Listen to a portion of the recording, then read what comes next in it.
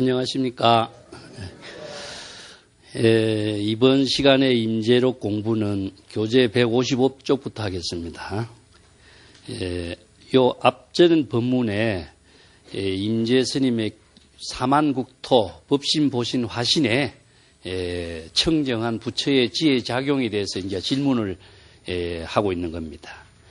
그래서 어떤 것이 사만국토냐? 이 사만 눈이 세 개가 청정한 국토의 작용을 이야기하는데 우리가 부처님 하면은 법신보신 화신이 있죠. 근데 부처님이 법신보신 화신이 따로따로 있는가 이런 데 대해서 많은 생각을 의문을 갖고 있어요. 그래서 이 법신보신 화신의 작용을 사만국토라고 임재가 이렇게 설법을 하고 있습니다. 그런 설법에 대해서 어떤 것이 그러면 법신보신 화신의 사만국토인가, 사만국토라고 임재 스님이 설법한 그 사만국토의 참된 의미는 무엇이냐, 이것을 구체적으로 이야기해달라 하는 질문을 한 겁니다. 그러니까 임재 스님이 대답하기를, 나는 그대들과 함께 청정하고 미묘한 정묘국토에 들어가면 청정한 옷을 입고 법신불에게 설법을 하고, 또 차별이 없는 국토에 들어가서는 차별이 없는 옷을 입고 보신불에게 설법을 하고, 또 해탈 국토에 들어가면은 청정 광명이라는 옷을 입고 화신불에게 설법을 한다. 이 세 가지의 부처의 지혜 작용의 안목을 무의진인이 실행하고 있다. 임재 자신이, 나는 그런 말 썼죠. 나는 나 자신의 무의진인의 지혜 작용은 정법의 안목을 갖춘 지혜 작용을 하는 것은 정묘국토라고 해서는 청정한 세계입니다. 청정한 정토를 말하고 있습니다. 자, 우리가 보통 정토의 세계, 극락정토, 또 하음의 화음 법계의 세계, 화장 세계, 이런 부처의 경계를 전부 다 청정한 세계라고 이야기하는데, 청정한 부처의 세계가, 정묘국토라든가 청정한 세계가 따로 있다고 많이 생각을 하고 있죠. 근데 따로 있다고 생각하는 것은 앞에서도 이야기한 것처럼 실체가 없는데 실체가 있는 것처럼 착각하지 말라 하는 거예요. 그러면 그런 그 정묘국토의 세계는 어떤 세계냐? 우리가 마음이, 우리의 청정한 직심이 바로 정토라고 이야기를 했습니다. 이 정토의 세계는 우리의 청정한 본래의 깨달음의 세계가 정토인 것이지, 정토의 세계가 따로 있다고 생각한다면은 환상의 세계를 추구한 것밖에 안 돼요. 그래서 바른 안목을 갖는 사람은 이런 청정한 세계가 어떤 세계인가를 임재 자신이 무의진인의 입장에서 정법의 안목으로서 자신의 지혜 작용을 펼치고 있는 세계를 세 가지로 나누어서 설법을 하고 있어요. 청정한 세계라고 하는 경전에서 이야기하고 있는 여러 가지 그 깨달음의 세계가 바로 법신불의 세계라고 한다면은, 법신불의 세계는 청정한 옷을 입고 작용하고 있는 세계이다. 내 자신이 무의진인의 정법의 안목을 가지고 청정한 깨달음의 세계의 마음의 지혜 작용으로 청정한 옷을 입고 법신불에게 내가 설법을 한다. 법신불을 대상으로 두지 않고 자기 자신의 지혜 작용 그 자체가 바로 법신불의 작용이라는 사실을 제시하고 있는 겁니다. 법신불이 따로 있다든가 아니면은 청정한 국토가 따로 있다든가 이렇게 생각을 하면 어떻게 되느냐 하면은 불교의 근본 정신에서 벗어나서 청정한 세계로 가려고 하거나, 극락정초가 서방의 10만억 국토를 지나서 있다고 하니까 극락국토를 가려고 하죠.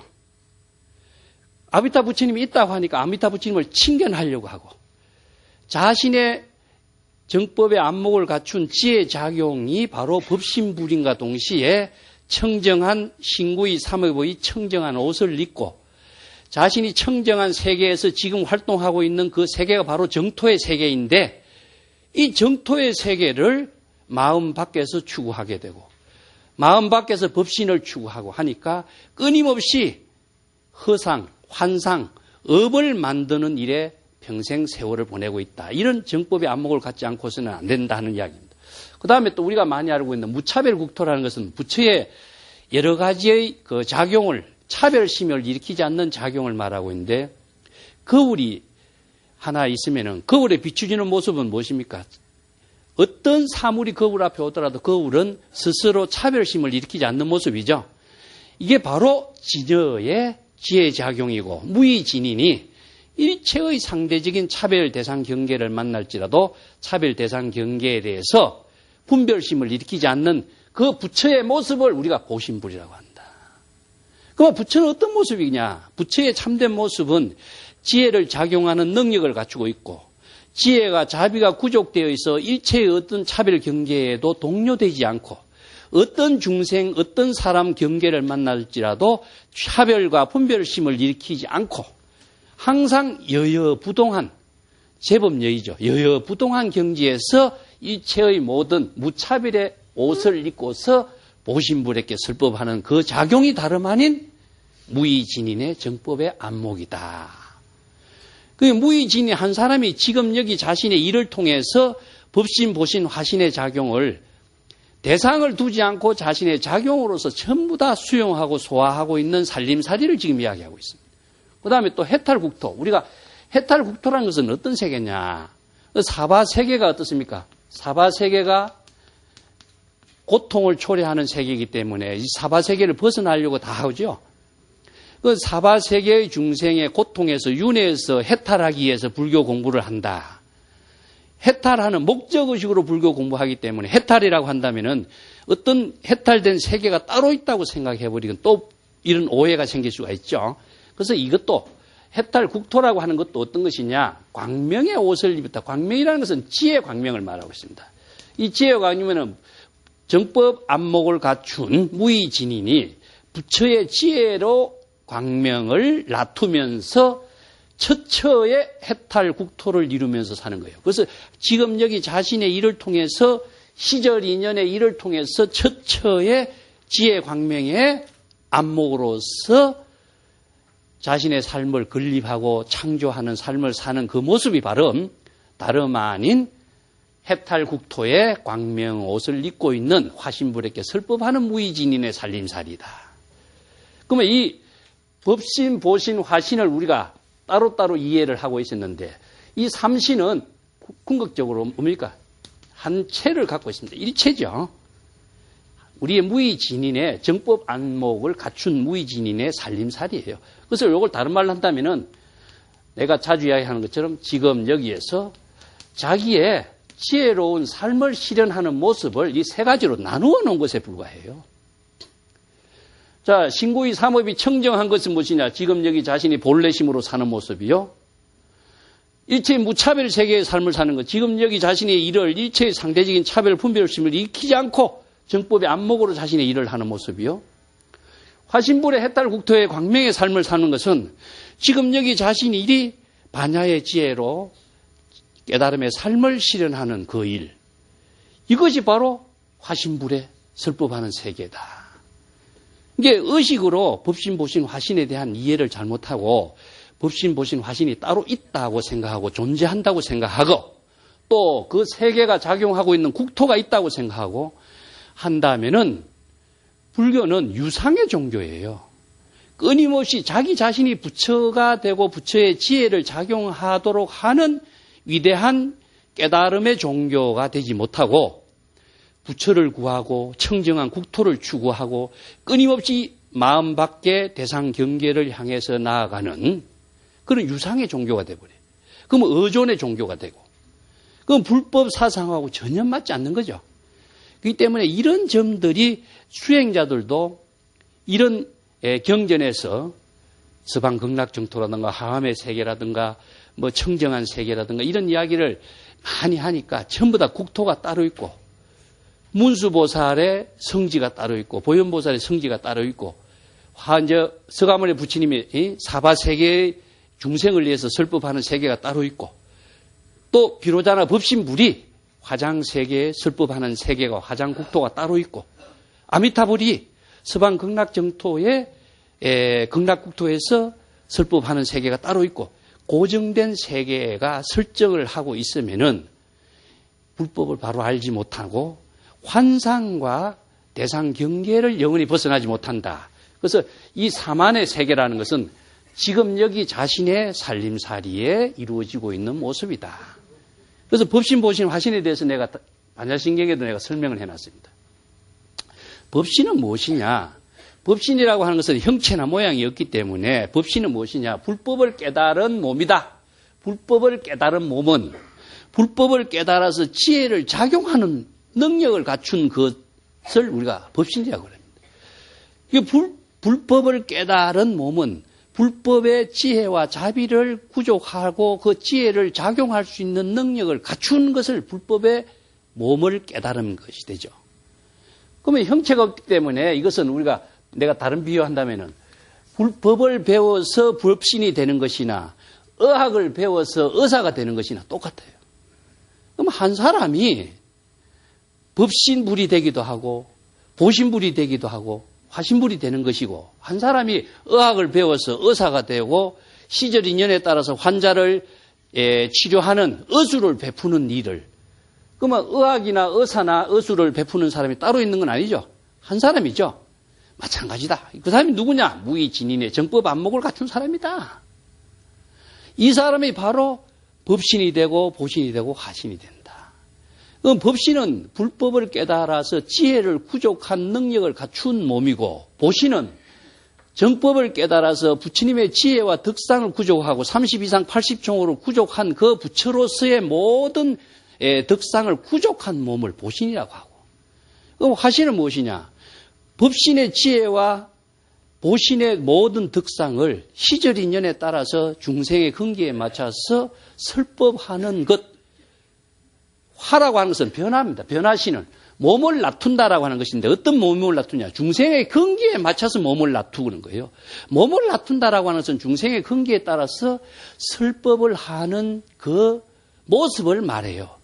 몸이라고 한다고 하니까 우리가 꼭 육체적인 몸만 이렇게 생각하는데, 그 육체적인 몸이라고 하는데 고정을 두지 마시고 시절 인연에 따라서 설법을 하는 그 보살의 모습을 화신이라고 한다. 이게 불법의 지혜가 없으면은요, 부처님의 지혜와 덕상이 구족하지 않으면은 시절 인연에 따라서 바른 정법의 안목을 제시해 줄 수가 없죠. 그 금강경에서 부처님이 사구계를 잘 수지해서 남을 위해서 설법했을 때에 그 사람이 공덕이 수미산보다도 더 크다, 이런 말 하죠. 왜 그 공덕이 크냐 하면은 자신이 불법을 깨달아서 시절 인연에 따라서 남에게 불법을 바로 깨달아서 지혜를 체득하고 일체의 중생의 고통을 벗어날 수 있는 인연을 심어줌으로 해서 그 불법을 들은 사람이 불법을 깨달아서 일체의 고통에서 해탈하고 지혜를 구족하는 능력을 갖춘다면은 똑같이 깨달음을 체득하는 인연을 나누게 되겠죠. 그래서 지혜를 구족해서 일체의 고통을 벗어날 수 있는 안목을 갖추었을 때에 공덕이 이루어지는 겁니다. 공덕이라고 하는 것은 지혜의 작용을 통해서 일체의 중생의 고통을 초월할 수 있는 능력을 갖추는 힘을 말해요. 그것을 광명이라고 해요. 지혜의 광명이라고 합니다. 그래서 부처님의 몸이 지혜의 광명이 시방법계에 두루하다라고 하는 것은 지혜의 광명이라고 하는 그 힘에 의해서 그냥 우리가 지혜의 광명이라 하니까 이게 전기불처럼 이 광명이라고 생각하지 마시면 안 돼요. 마음에서 작용하는 힘을 지혜의 광명이라 그래요. 그게 우리들의 무의진인이 마음에 작용하는 힘이 뭡니까, 여러분은?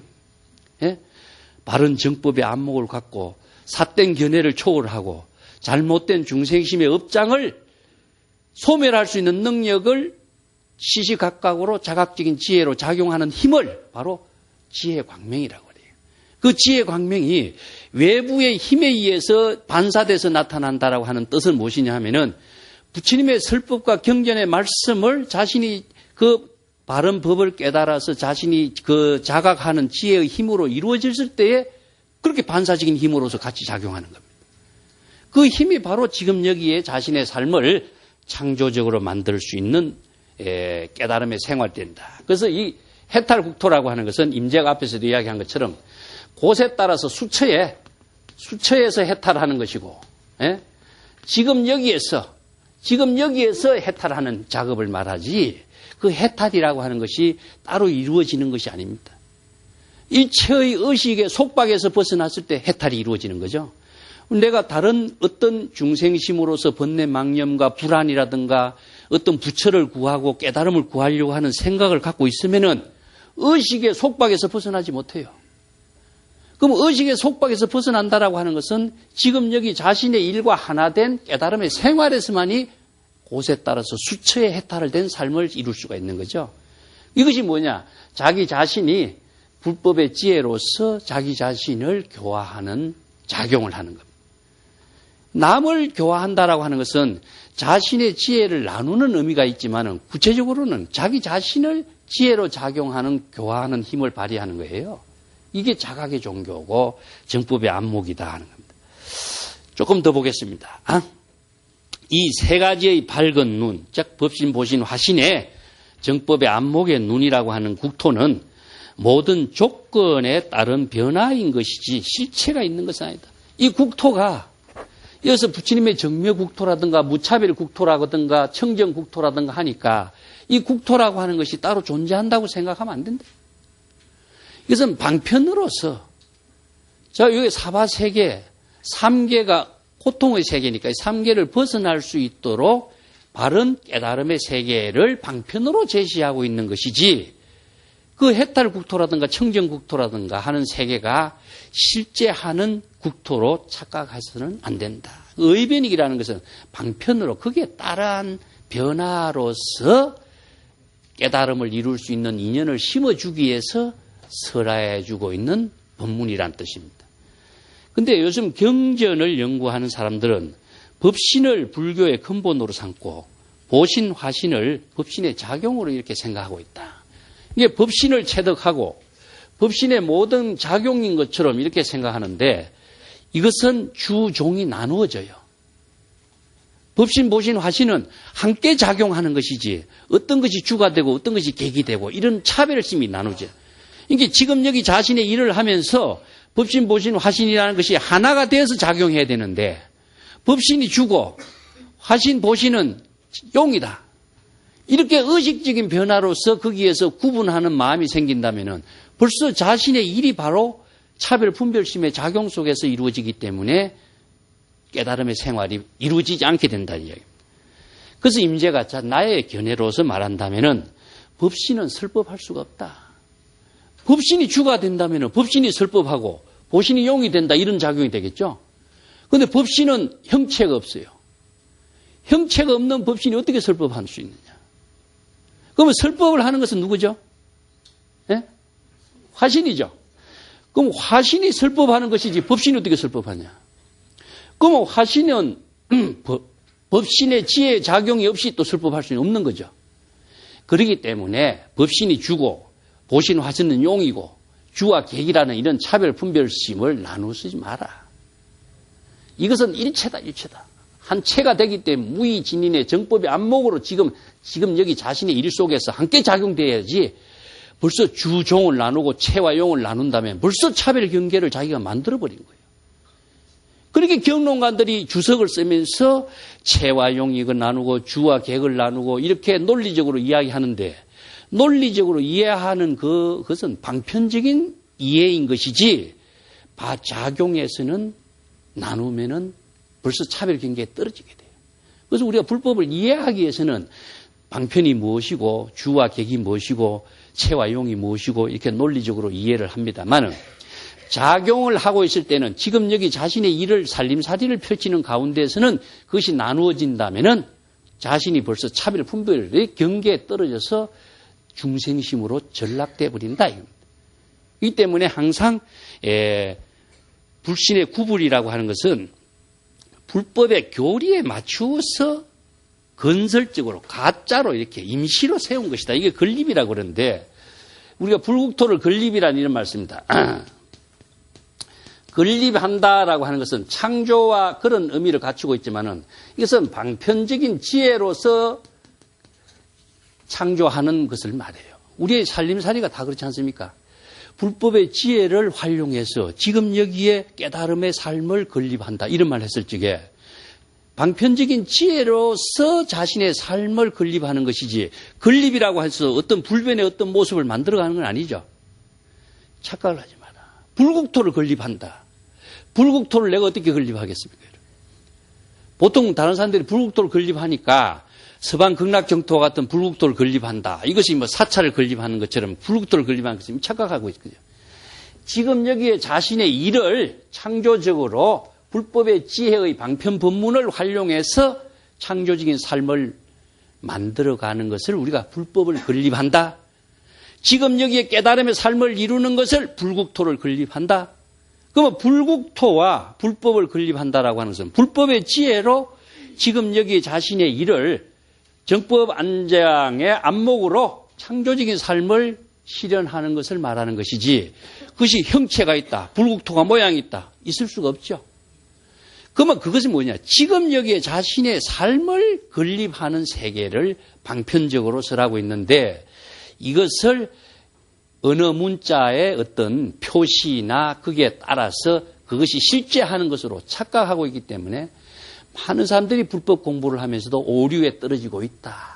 이걸 지적합니다.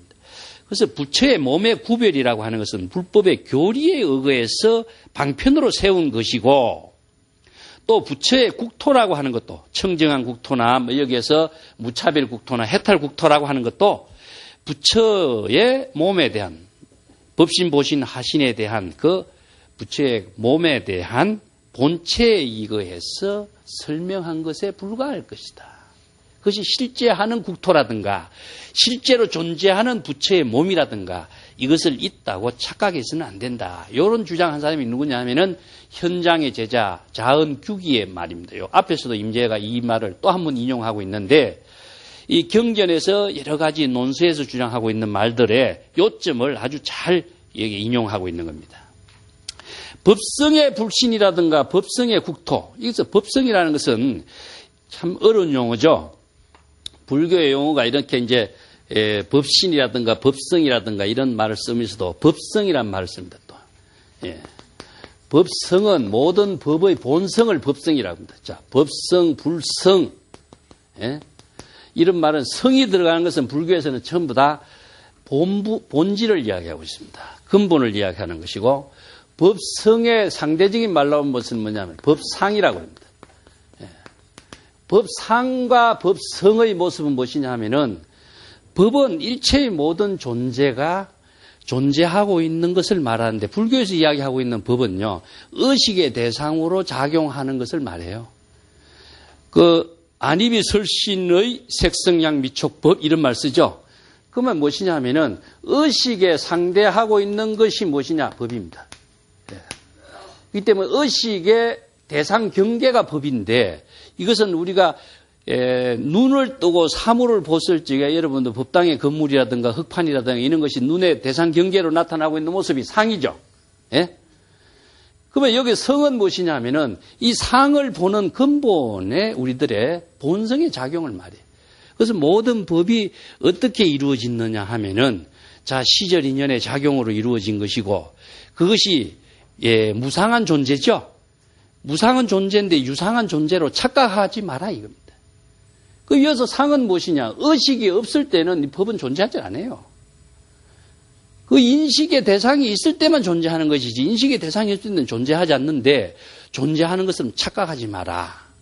그렇기 때문에 법성의 불신이라든가 법성의 국토라든가 이런 말은 불교 경전에서 가설이라는 것은 임시로 방편으로 주장한 언어인 것이지, 그것이 실제 있는 세계라고 착각해서는 안 된다.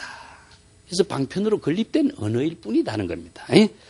근데 그것이 실제하는 세계가 있다고 생각하고 그 실제하는 세계를 추구하고 얻으려고 하고 구하려고 이렇게 착각하니까 영원히 불법하고는 전혀 엉뚱한 길에서 많은 사람들이 헛수고로 업을 짓는 세월만 보내고 있다. 그 뒷이야기가 열반경 영하행품에 나오는 유명한 고사를 빌려가지고 빈 주먹에 누런 잎사귀를 가지고 황금이라고 제시해서 우는 어린아이를 달래는 것과 같다.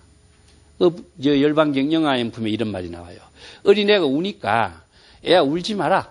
내가 엿사 먹을 황금을 줄 테니까 울지 마라 그럽니다. 근데 그 손에는 실질적으로 황금이 아니고 황금과 같이 색깔이 누런 낙엽, 나무 잎사귀를 들고 어린아이들 입장에서는 그게 황금으로 착각하게 되는 거죠.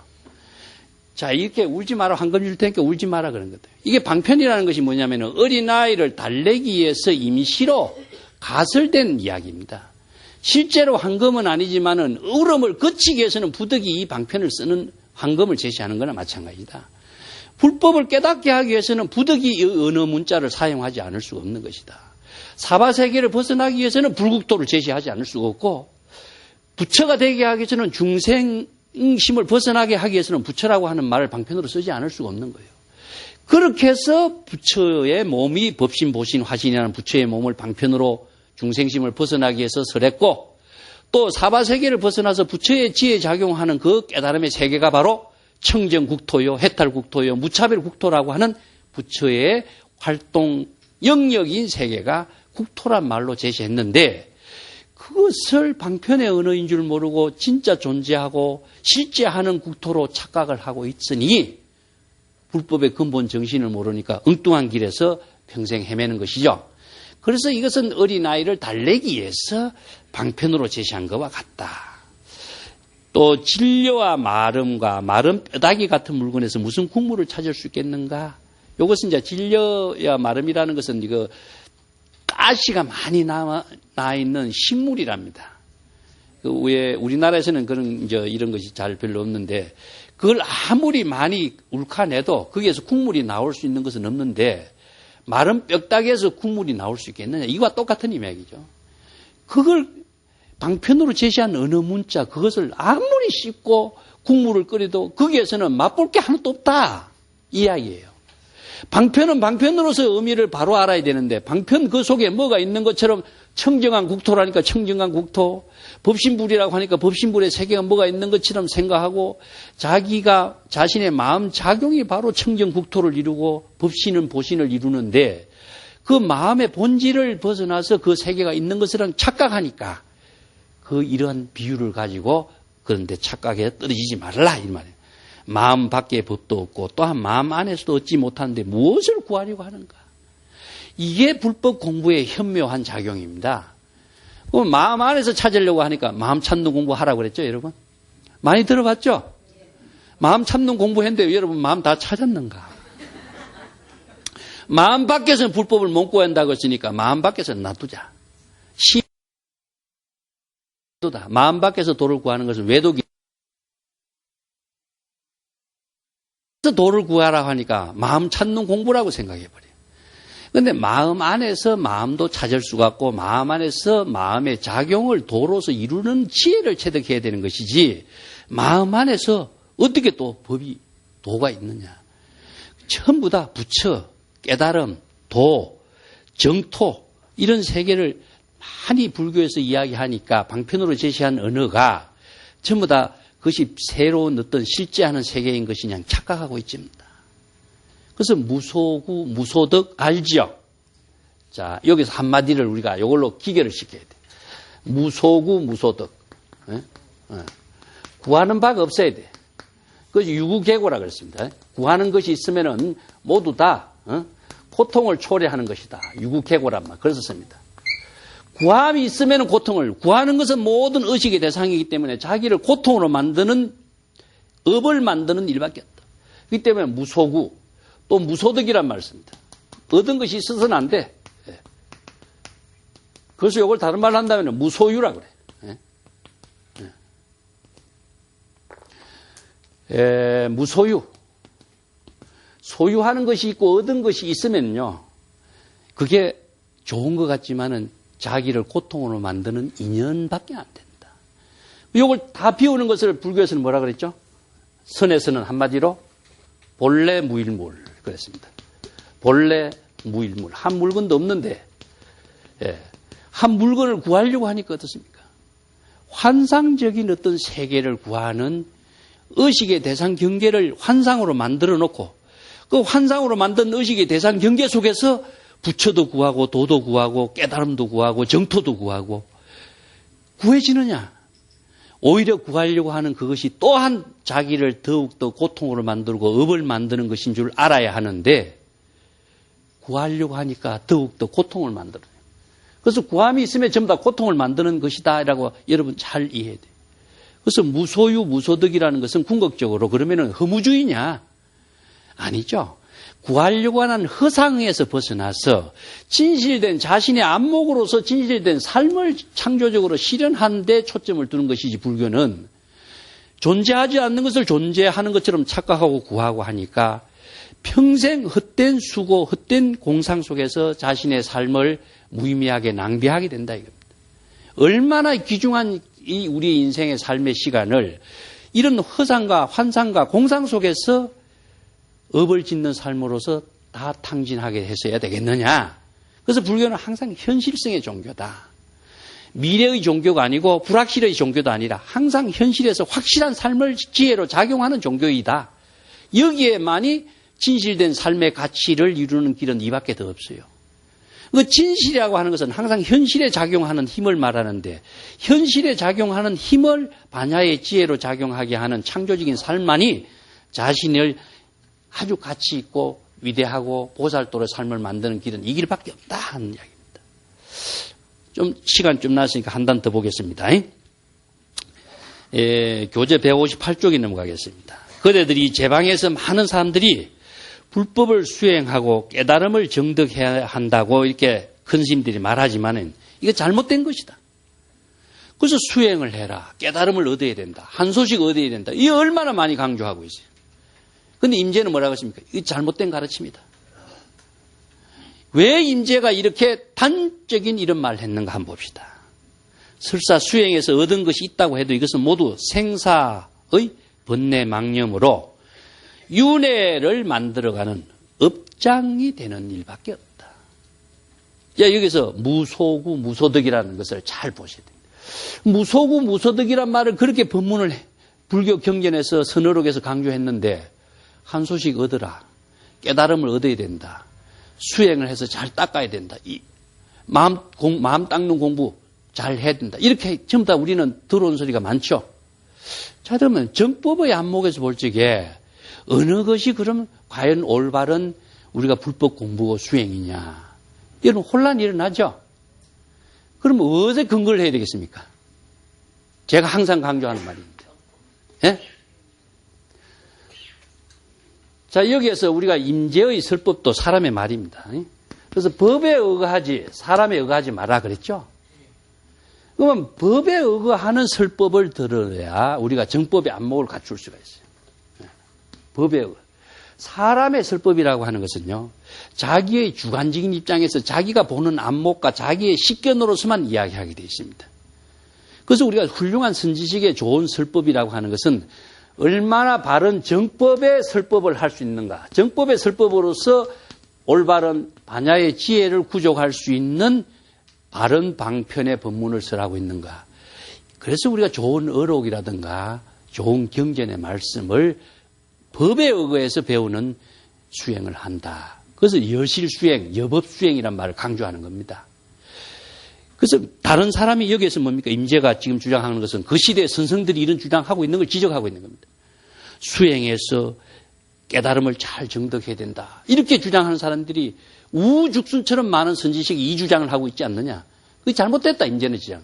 왜 잘못됐는가를 보겠습니다. 구하려고 있고 수행을 해야 되고 구하에서 정득해야 하고 이런 마음은 무엇이냐. 전부 다 유소구다. 유소구고 유소득이고 유소유. 소유 얻으려고 하는 것 자체가 다 고통을 추구하고 있고 업을 만드는 일이라고 이야기했죠. 임재의 법문이 그러면 정법에 맞는 법문인가? 자기 주장에 대한 법문인가? 여러분 판단이 어떻게 나옵니까? 정법의 안목이니까 임재의 법문이 바른 설법이라는 것을 우리가 알 수 있어요. 자, 설사 수행에서 얻은 것이 있다고 해도 그것은 모두 생사망념으로 윤회를 만들어가는 업장을 짓는 일일 뿐이다. 그래서 생사라는 것은 삼사라고 해서 생사윤회를 말하는데, 생사윤회가 육체적인 윤회가 아니고 항상 우리의 마음속에서 일어나는 번뇌망념을 생, 일어났던 번뇌망념이 없어지는 것을 멸, 생멸, 생사, 여기 마음속에서 육도 윤회하고 있는 그 업을 짓는 행위를 말하고 있습니다. 그대들이 보살의 육바라미를 비롯해서 여러 가지 많은 불법 수행을 닦는다고 말하지만은 내 안목에서 볼 때는 모두 업장을 짓는 일이다. 이 얼마나 파격적인 이야기야. 왜 이런 법문을 했을까? 자, 봅시다. 부처를 구하고 법을 구하는 것도 바로 지옥에 떨어지는 업을 짓는 일이다. 보살이 되려고 하는 것도 역시 업장을 짓는 일이고 경전을 읽고 교학을 연구하는 것도 역시 업장을 짓는 일이다. 그러면 임재의 설법을 이렇게 본다면 아무것도 하지 말아야 되겠네요. 왜 이런 법문을 했을까요? 자, 모든 사람들이 육바라밀 수행을 잘 닦아야 보살도를 잘한다고 그랬는데 임재는 육바라밀 실법을 하는 것을 업을 짓는 것이고 부처를 구하고 법을 구하는 것도 지옥에 떨어진 것이고 왜 그랬을까? 이걸요 얻으려고 하는 대상 경계를 갖고 있어요. 구하려고 하고 내가 육바라밀 수행을 잘 해야지 육바라밀 수행을 어떻게 해야지 이런 의식을 갖고 있죠. 이것은 육바라밀 수행하는 게 아닙니다. 자, 내가 부처가 되려고 하고 부처를 구해야지 부처가 되려고 하고 부처를 구하고 법을 구하려고 하는 그것이 바로 업을 짓는 망상인 것이지 부처를 구하는 일도 아니고 업을 짓는 행위도 아니에요. 법을 구하는 일도 아니에요. 이해가 됩니까? 의식을 갖고 있으면은 수행이 아니에요. 의식이 없어야 무차별심으로 분별 의식이 없어야 육바라밀 실천행이 바르게 되는 것이고 부처의 행을 바르게 행하는 것이고 보살도의 삶이 이루어지는 것인데 내가 누구에게 물건을 주면서 내가 보시바라밀 잘합니다 하면은 보시바라밀이 되겠습니까?